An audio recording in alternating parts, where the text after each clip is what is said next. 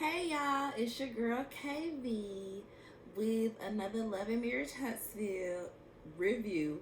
I want to show y'all my little Spelman shirt, y'all. My little Spelman shirt because this past weekend was homecoming. But we did not go to homecoming this year because we had a busy summer with going to Usher, going to Beyonce. We just decided to chill out this month. We probably go next year though. I ain't been to homecoming in so long, so I think we probably gonna go next year because my reunion year fell during COVID, so we didn't have a 10-year reunion. So to wait for the 15 year, it's like that might be too long for me. So we probably just go next year since we haven't been in so long. I don't think he's ever been actually.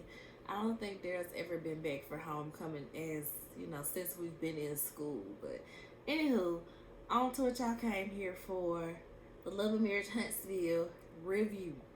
So this episode is most of the episode was just the aftermath of them at the barbecue after Keke threw the drink, y'all. Be mad, get glad, scratch your y'all. It wasn't funny because she was dead wrong, but the way that drink perfectly doused Tisha,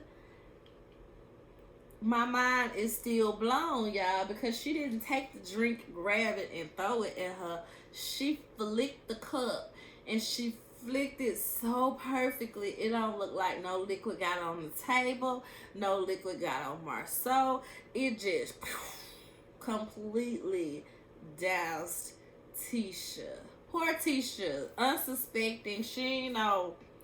She just wasn't ready for all that. None of us was ready for all that. Them at the table wasn't ready for all that. Stormy wasn't even ready for all that.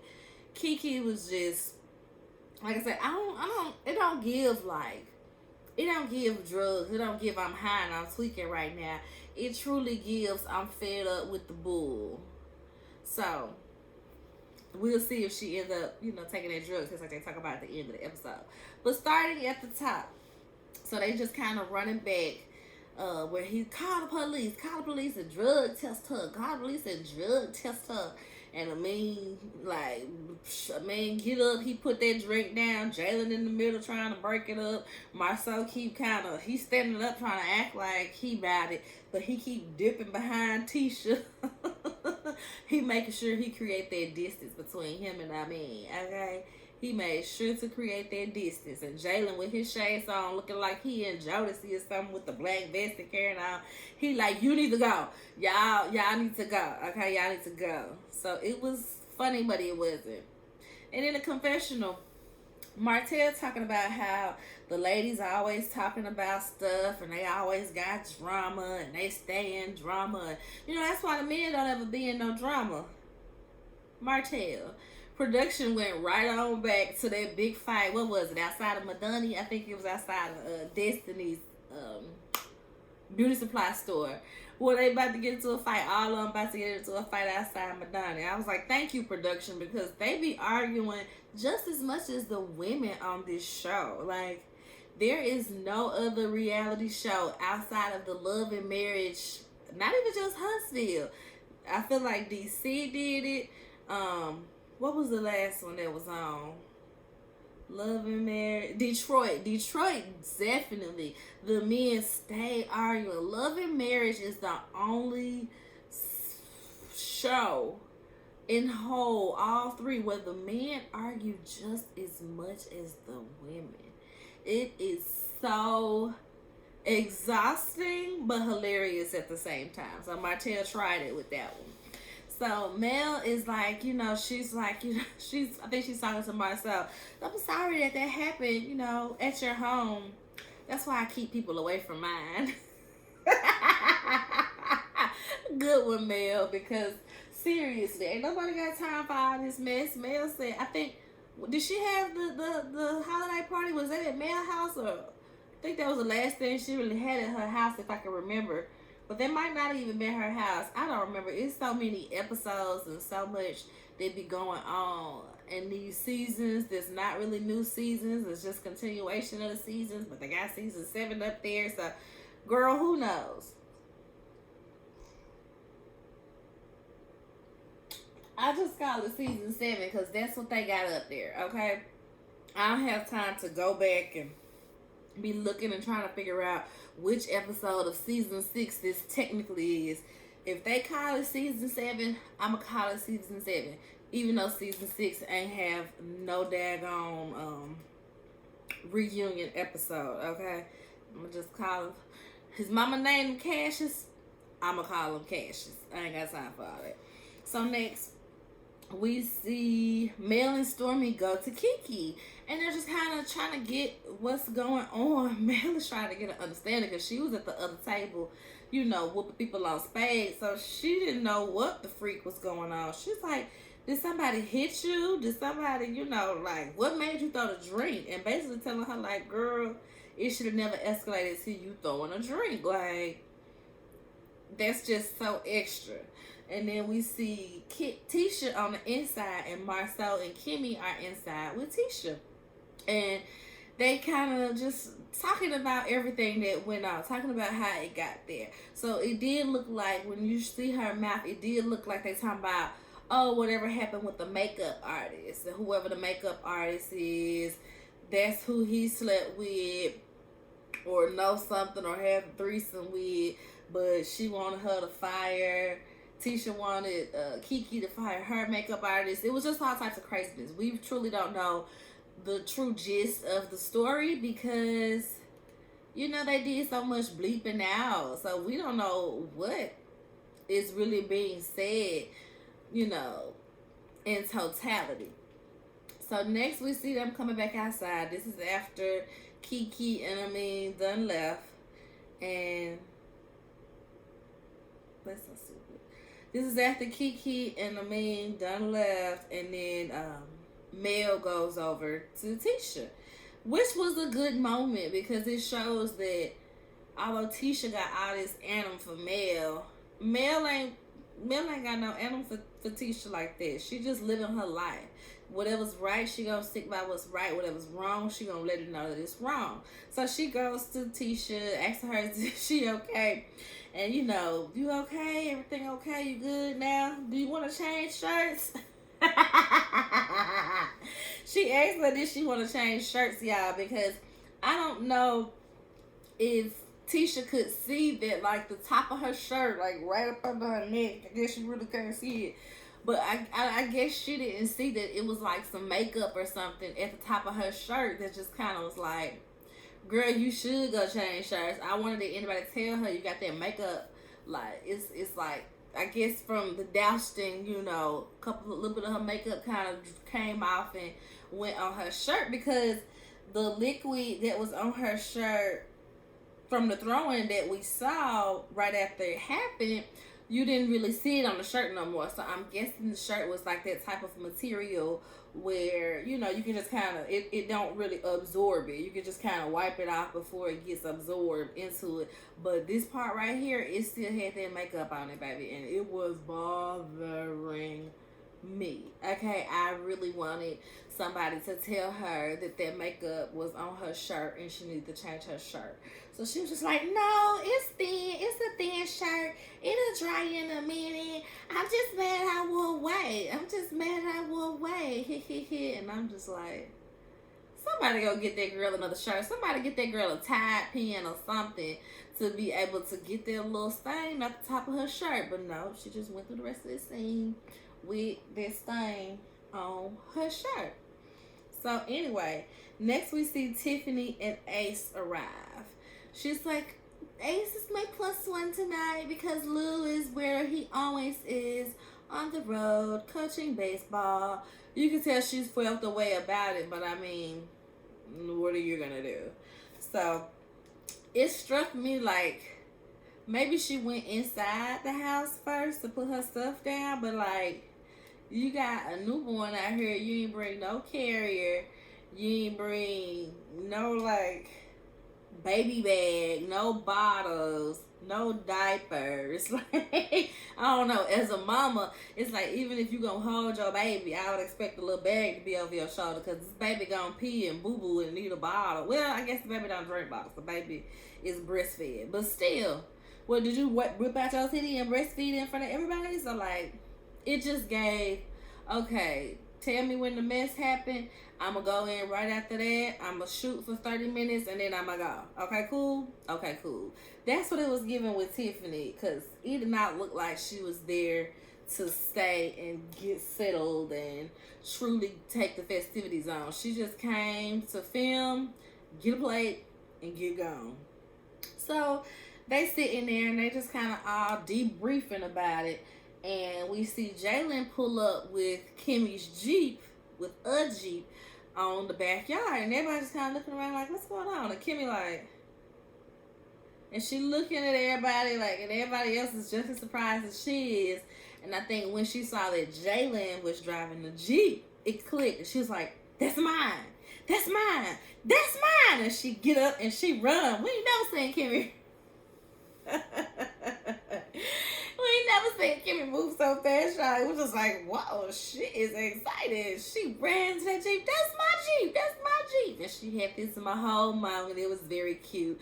Where she get in a Jeep and she open up the top and she jumping out the top. She's just super duper excited. Mel standing next to the car like, yeah, girl, we gonna go to Miami. We gonna do this. Yeah, girl. Hot girl summer, whatever. Yeah. And while Mel is still holding on to the window, Kimmy backs up and Mel had to jump back like, dang. Kimmy is just so excited. She about to run Mel over because she want to take a little joyride around the corner or whatever. She just drive around the corner and come right back. So that was a very cute moment. And she was like, well, that was worth it. That was worth the mess, me getting my Jeep. I don't care about the mess now. I got my Jeep. Forget everything else that happened. I got my Jeep.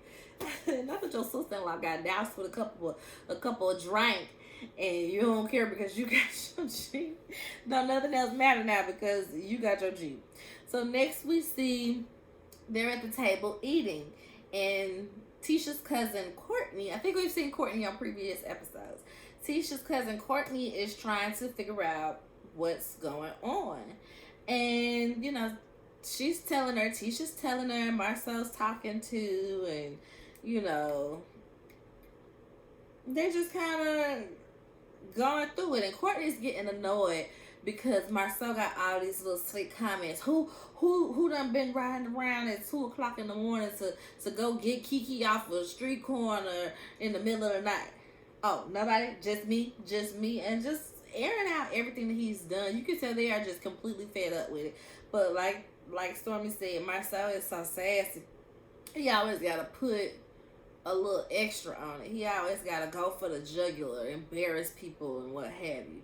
So Cousin Courtney was just annoyed with it. She was like, Marcel, stop. Like, you making a joke out of this and you keep with the jokes, but this is a serious situation. Like, she was basically like, fall back off my cousin, bruh. She might be a mess, but fall back off my cousin. Like, I ain't finna do too much more of you disrespecting her, is essentially what Cousin Courtney was on. And I can respect that. I can very much appreciate that because nobody else said anything. Everybody else just let him go on with the mess. Just let him go on with the bull. And it wasn't okay. It was just kind of like, at the end of the day, that's still your family by marriage. That's your wife's cousin. So even though you don't like her, you don't want to fool with her, you shouldn't just be so quick to disrespect her and air out her dirty laundry and all that stuff like that. It was just too much. So she was asking, like, how did it get to the point where him and the man was about to fight? He was like, well, I said she a dope head. And then they were just kind of looking at him like, oh my goodness. He's like, you know, when the women get mad, the husband's got to fight. No, sir, that's not how this goes. When the women get mad, the husbands break it up and calm it down. If the husband ain't did nothing to you, why you over here trying to incense him? Because the wives is fighting. Like, so are y'all gonna be in jail? Who gonna bail y'all out if the blows really get the blowing? Somebody start swinging, everybody gonna be in jail because when women get angry, the men gotta fight, the husbands gotta fight too. No, they're so childish. It's just so ridiculous. But it is Marcel. So Stormy asked him, is that what you did with Courtney? Is that what you did with Courtney? Once I started coming at you, you had to try to make Courtney mad? And she was like, yeah, well, you would have got your ass whooped. And So then he was just like, maybe so. That's the chance I was willing to take. Maybe I would have got my ass whooped, but maybe not. And Courtney was just like, you so stupid. You so stupid. And so he goes back to talking about Keke. Like I said, oh, who picked her up 2 o'clock in the morning? Who did this? Who did this? Who opened up their house to them? When your mama wasn't there, when your cousin wasn't there, when your husband wasn't there, we was. And that did have me thinking, like, why did she have to lean so heavily on Tisha and Marcel if she's married?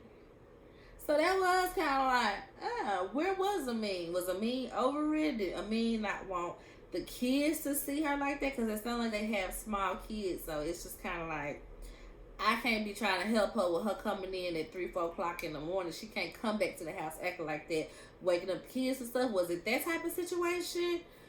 The people want to know, especially since, Keke is main cast now and Amin is clearly earning a check too.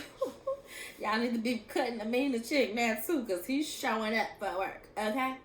So next he starts talking about the only reason somebody would throw a drink like that is if they on drugs. And it's just like, no, like, people throw drinks on all these shows. That don't mean they on drugs. They just trying to make a scene or fed up. And that's what Tisha was like, because the cameras was on, because the red light was on, like, it ain't got to be about drugs. She just trying to solidify a place on this show. She trying to make sure she can be here next season, essentially. And Stormy was like, no, she's clean. She said she's clean. No, she's clean. And he's like, how do you know? Have you ever been around somebody on drugs? And she was like, my best friend did drugs. She used to watch my son. She used to live with me. He was like, well, why don't she live with you anymore? Well, that's not what I asked you. I asked you this. And Stormy just gets really emotional, and she gets up from the table, and she starts crying. Cousin Courtney goes to comfort her. And I don't even know if they're friends or if they even know each other. I just think Cousin Courtney was just so annoyed with Marceau that she felt what Stormy was going through at that moment. So she was like, listen, he do too much. That's why I'm telling him he needs to, be considerate. He needs to think about other people and what they've been through. You don't know what other people been through to be just sitting here talking like this. So Marceau, he feels bad in this moment. And I think he genuinely felt bad, because part of me was like, you don't want to see Courtney. But another part of me was like, no, he probably really felt bad, because we don't see Stormy cry or get upset. And he know that was a sensitive subject while he was just being a butthole about it. So he got up and he went over there and he apologizes and says that he needs to be more sensitive to this, and he didn't mean to upset her, and through all the BS, all the mess we be in, and we ain't even really on good terms, but I sincerely apologize because I did not mean to upset you. And Stormy's in the confessional like, I guess through all the sassiness, he does have a heart. I guess he does, girl. Through all the sassiness, he does have a heart. She be cracking me up. So next we see the guys, minus Marceau, are at the gym. So it's Chris Fletcher, Martell, and Courtney. Courtney wants to lose some weight. He wants to get down to 245. He wants to get on a good diet, good eating plan. And at first, Martell is kind of talking like he's the physical trainer, but then some guy walks up that's the trainer or whatever. But I'm like, Martell, you are steady missing your calling. But I guess if he can't take him past the builder's license and test, he probably can't take no test to be a what's that stuff? A personal trainer and a nutritionist. Because I'm like, that should have been the first thing that you was doing. Because, you're fit. You like being in the gym. Like, Martell is going to ride everybody else's coattails. And right now, what is it? Fred? Fred is the coattail that he riding right now. Fred and Fletcher for that part. So they talking about Marceau, and they just talking about what everybody been talking about. Courtney talking about he always coming to my wife. I feel like he always got some flowers to say to my wife, and I appreciate that. And talking about what happened at the barbecue, the drinking toss, him and Amin about to get into it. And then Fletcher brings up Martell needing to move. And Martell says, yeah, I got another 20 days. So that's what's got me thinking, like, Did you extend the time out for him again, or are we seeing the scenes out of sequence? So this happened before, like did this happen before the when Fletch, Fred, and Martell was outside talking? It's just really confusing, you know, but I know sometimes they do show stuff out of sequence because they don't want to give the climax at the beginning. They want to, you know, push it to the middle some, so they gonna kind of clip the scene so we don't see them talk about certain things before it actually happens. So maybe that's what it was. We didn't see everything in sequence. So they talking about him moving, and Fletcher asked him, "You moving to Atlanta or you staying in Huntsville?" And they bust out laughing. They're like, "Where you moving begin with a chateau?" And he cracked me up. Fletcher cracked me up because he was like, "I don't care if you move to the chateau with Sheree or if you move to the house on the hill with Melody. You just need to get up out of this house." So they had me cracking up. And yeah, they just kind of laughed about that. Wasn't too much on that. They was just like, he was letting it be known, you need to be moving, sir. Please don't forget. I gotta tell you, every time I see you found a house, you packing up, you getting ready to move. Okay, because you know you gotta move. Because you know, yeah, you gotta move. So next they talk about how Courtney and Chris Fletcher think they might be related. They keep running into like family members or people that's like, "Oh yeah, we cousins. Oh yeah, this, that, and third." So they're gonna do a DNA test to see if they actually are related because they're both from this small town. I think they said Triana, which I never heard of. I think they both said they're from Triana. And like I said, people keep saying they cousins. So they're trying to figure out if they really cousins or if people saying they cousins because Triana that small. So we'll see. Then on the last scene, y'all, we see Keke and Amin. They are at their storage because they getting some stuff out because they moving. And they checking the storage, getting some stuff out. My mama said, "Why I look like they living at the store?" I was like, "Girl, we seen them in the apartment. Don't do that." But she's annoyed because her husband, Amin, is having them to move because he wants to put their son in the school where he can play the position that they want him to play or whatever, offense or whatever, when the other school wouldn't play him offense. So she's annoyed by that because she's like, "We got 2 other kids to be worried about and focused on, but you just want to move us all around town because of sports for the oldest kid." And she did not like that. She was very annoyed by that. So Melody calls and was like, "Hey y'all, what you doing? Can I pull up on y'all?" "Okay, I'm finna pull up on y'all." So she's coming over to check on them to see how she's doing after the whole incident. And Mel is telling her, "Yeah, so after y'all left, Tisha was like, I like Amin. Amin said, "No, she don't. No, she don't. That's phony. She ain't like me since I've been in the picture. Even when we was dating, me and Keke was dating, she ain't like me. She phony. She phony." And Melody is like, "Okay, but if the roles were reversed, you would have reacted too. If somebody threw a drink on Keke, you would have been up in arms too. So you can't really be mad at Marceau for reacting," is what she was trying to get at. So he's just like, "Nah," because you could tell this was stuff he'd been wanting to say. He done had this on his chest. This been on his mind to get off. So, you know, he been wanting to say that she's still on drugs and she need to be drug tested and all that. So I mean, like, "Nah, I ain't seeing nothing. It's beef.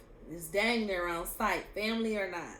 So Keke know that she was wrong, and I can respect that. She said she doesn't regret like her approach as far as trying to tell Tisha and all that, but she does regret throwing a drink. So I can appreciate her being adult enough to understand that she has some work to do on herself because she should have never let herself get that mad or whatever to be able to throw the drink on her cousin, on anybody but her cousin of all people.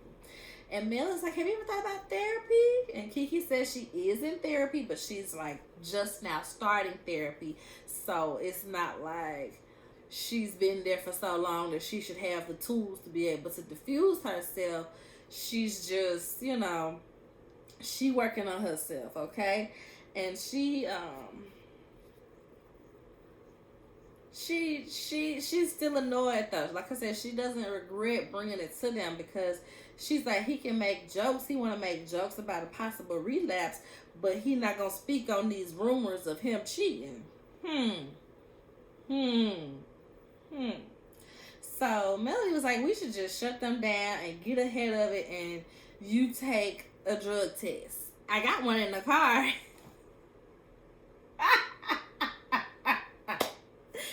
Mel is messy and playing producer at this point. Because why would you pull up on this girl with a drug test for her to take to prove to everybody that she's not on drugs? And my question is, if she's still on the methadone, will that show up as drugs in her system? Because I would have thought so. Because if it's basically, you know, a not so strong chemical or opioids or whatever that you're using to wean yourself, I would think that would show up. So that was interesting, and I guess we'll see about that on the next episode. But my thing was like, it was just so crazy of her to bring up, because it's like, girl, y'all are outside at a storage place. Where is she gonna go and pee on this drug test? Hilarious, y'all. Hilarious. And I'm just noticing I got my little heater on right here. And I hope it's not too loud in the background to where it's annoying to listen to the review. But it's done now, so ain't nothing I can do about it. But y'all, that was Love and Marriage Huntsville, Season 7, Episode 7, Not About to Keke and Ha Ha, okay? So we'll see what happens next week. And we're going to see how many episodes this is. I'm going to have to look back and see how many episodes it really be per season, because, wow, okay, yeah. Make sure you like the video, comment, subscribe to the channel if you aren't already, share it with a friend. You know how this go, y'all. Thanks and bye-bye.